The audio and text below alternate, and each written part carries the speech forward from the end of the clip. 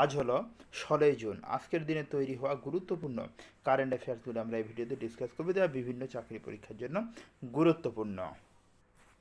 Number 1, 1 নম্বর প্রশ্ন, multi layered missile defence সিস্টেমের সফল পরীক্ষা করে ভারত বিশ্বের কততম দেশ হলো? এই পরীক্ষা করে ব্যালিস্টিক মিসাইল পরীক্ষা করে ভারত বিশ্বের 5ম 5 নম্বর দেশ হয়েছে।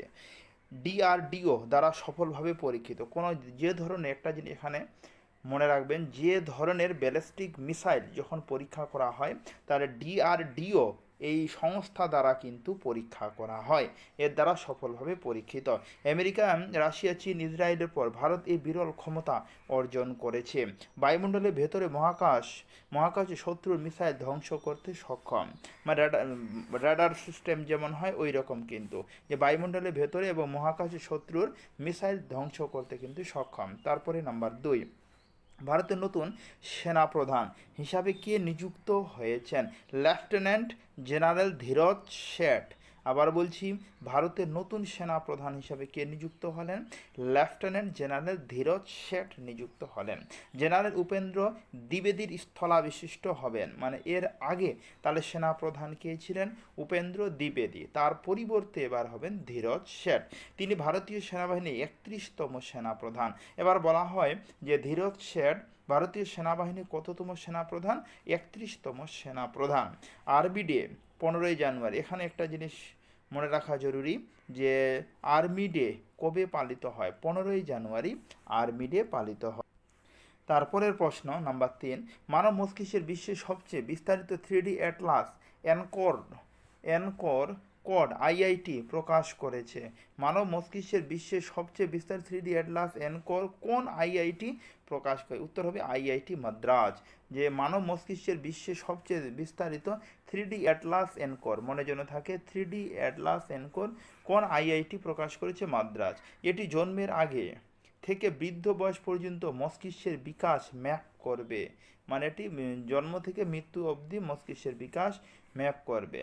অ্যালঝেইমার ও ডিমেনশিয়া রোগের গবেষণায় অত্যন্ত সহায়ক কিন্তু হবে এটি। তারপরের প্রশ্ন, ভারতের প্রথম স্বদেশী ভিডিও স্টোরি জেনারেটিং এআই মডেলটির নাম কি?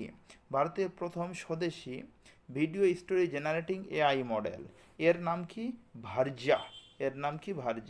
avatar.ai দ্বারা তৈরি, কার দ্বারা তৈরি? এই ওয়েবসাইট দ্বারা তৈরি। ইন্ডিয়া এই মিশন দ্বারা সমর্থিত। ভারতীয় ভাষা ও সংস্কৃতির উপর ভিত্তি করে ভিডিও তৈরি করতে সক্ষম। খরচ প্রতি সেকেন্ডে 48 টাকা, মানে কি? ভার্জা ওই মডেলটির নাম। নেক্সট প্রশ্ন। তারপরের প্রশ্ন নাম্বার 5, বিশ্বের প্রথম ট্রিলিয়নিয়ার বা প্রথম আরবপতি ব্যক্তি কে হলেন? উত্তর হবে ইলন মাস্ক। আমরা কালকে আলোচনা করেছিলাম যে তার মোট সম্পত্তির পরিমাণ $1.1 ট্রিলিয়ন ছড়িয়েছে, মানে স্পেক্স এম টেসলা শেয়ারের ব্যাপক বৃদ্ধির কারণে এই রেকর্ড, তার এই দুই কোম্পানির কারণে বিশেষভাবে সে এই সমস্ত টাকা উপার্জন করতে পারে।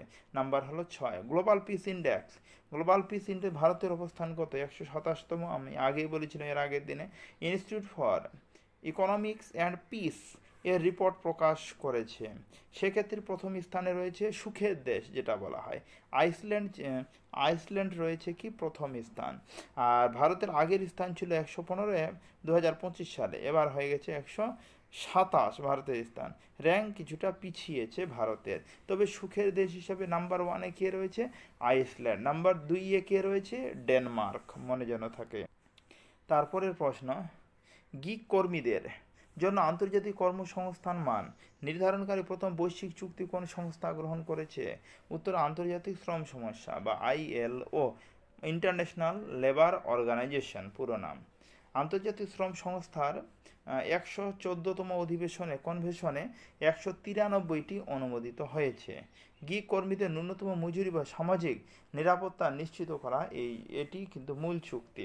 তারপরে নাম্বার 8, ঘস পার্টিকল বা নিউট্রিনো শনাক্ত করতে জুনো অবজারভেটরি কোন দেশ কাজ শুরু করেছে? কি জুনো অবজারভেটরি কোন দেশ শুরু করেছে? চায়না বা চীন শুরু করেছে। জুনো এর হলো পুরো নাম হলো কি? জিনাগম্যান আন্ডারগ্রাউন্ড নিউট্রিনো অবজারভেটরি। নিউট্রিনো হলো ভারতীয় বা ভরহীন ও চার্জহীন কণা, যা মহাবিশ্বের উৎপত্তি বুঝতে সাহায্য করবে। এটি কোন দেশ হলো কাজ শুরু করেছে এটি সম্পর্কে? চীন কাজ শুরু করেছে। নেক্সট প্রশ্ন। তারপরের প্রশ্ন নম্বর 9, কেন্দ্র সরকার যানবাহনের জ্বালানি হিসেবে কত শতাংশ খাঁটি ইথানল ব্যবহারে আইনি অনুমোদন দিয়েছে? 100% ইথানল ব্যবহারে অনুমোদন দিয়েছে। দূষণ কমানো বা কৃষকদের আয় বৃদ্ধির জন্য। ইথানলের রাসায়নিক সংকেত মনে যেন থাকে, খুবই গুরুত্বপূর্ণ, C2H5OH, ইথানলের রাসায়নিক সংকেত। তারপরের নাম্বার প্রশ্ন, অভ্যন্তরীণ এভিয়েশন মার্কেট, অভ্যন্তরীণ এভিয়েশন মার্কেট এ ভারত বর্তমানে বিশ্বে কততম স্থানে রয়েছে? ভারত বর্তমানে বিশ্বে 3 নম্বর স্থানে রয়েছে। ব্রাজিল ও ইন্দোনেশিয়াকে পিছনে ফেলে ভারত এই স্থান অর্জন করেছে।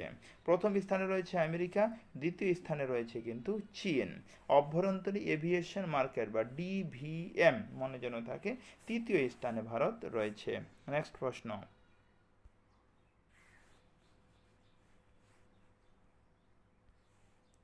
তারপরের প্রশ্ন এর নাম্বার কত এবার? 11 নম্বর। কোন রাজ্য সরকার কেজি থেকে স্নাতকোত্তর, মানে একদম কেজি থেকে একদম পিজি অবধি, পোস্ট গ্রাজুয়েট পর্যন্ত সরকারি প্রতিষ্ঠান বিনামূল্যে শিক্ষার ঘোষণা করেছে? উত্তর হবে উড়িষ্যা সরকার। উড়িষ্যা সরকার একদম কেজি থেকে একদম মাস্টার ডিগ্রি পর্যন্ত বিনামূল্যে পড়াশোনা করার ঘোষণা করেছে। কোন সরকার? উড়িষ্যা সরকার। লক্ষ্য, আর্থিক কারণে যাতে কোনো কারো পড়াশোনা মাঝপথে বন্ধ না হয়। রাজ্যে প্রায় 10 লক্ষ ছাত্রছাত্রী এর দ্বারা সরাসরি উপকৃত হবে। তারপরের প্রশ্ন নাম্বার 12, সুপ্রিম কোর্টের রায় অনুযায়ী দুর্ঘটনায় কোনো গৃহবধূর মৃত্যু হলে ন্যূনতম কত টাকা মাসিক ক্ষতিপূরণ ধার্য করা হয়েছে?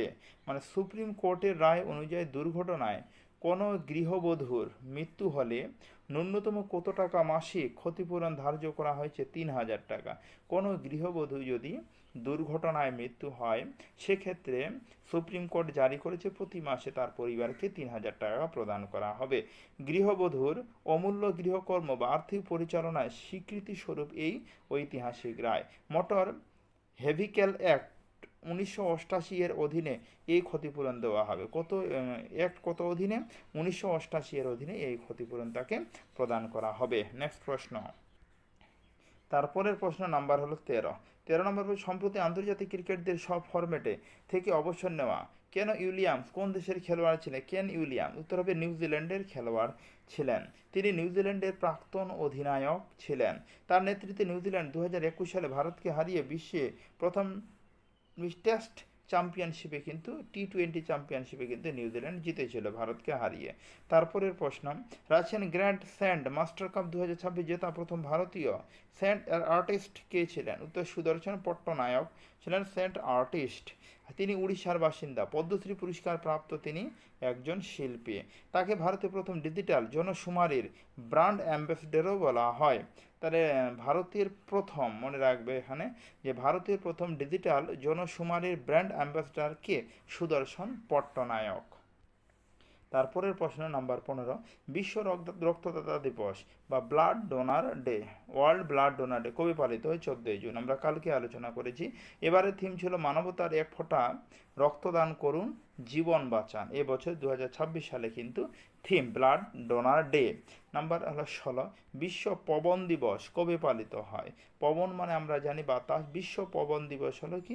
15 জুন। আজকে বায়ু দিবস। বায়ু শক্তির উদ্ভাবনা বা নবায়নযোগ্য শক্তির ব্যবহার সম্পর্কে সচেতনতা বৃদ্ধি করা। এই উপলক্ষে গোয়াতে একটি বিশেষ সম্মেলন আয়োজন করা হয়েছে। তাহলে আজকে 15 জুন কী দিবস? বিশ্ব পবন দিবস বা বায়ু দিবস। এই ছিল আজকের বাছাই করা গুরুত্বপূর্ণ মোট 16টি কারেন্ট অ্যাফেয়ার, যা বিভিন্ন পরীক্ষার জন্য গুরুত্বপূর্ণ। আজকে অবধি কথা হচ্ছে এরপরে ভিডিওতে। ধন্যবাদ।